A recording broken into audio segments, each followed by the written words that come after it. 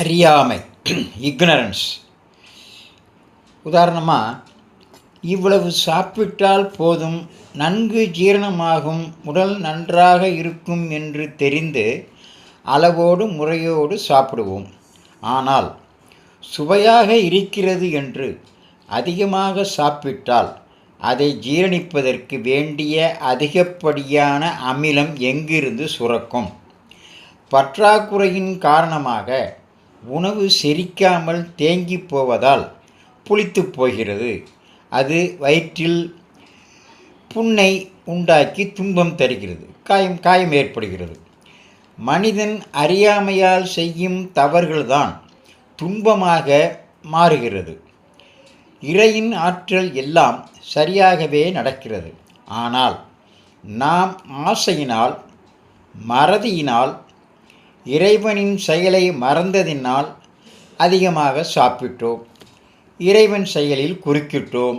உறுப்பு கட்டுவிட்டது. அதன் விளைவாக துன்பத்தை அனுபவிக்கிறோம்.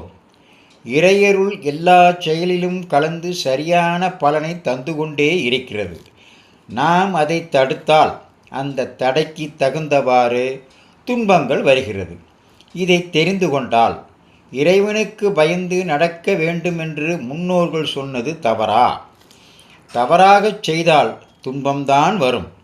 சரியாகச் செய்தால் இன்பமே நிலைக்கும். இந்த உண்மையை தெரிந்து கொள்கிற போது இறை உணர்வு வருகிறது.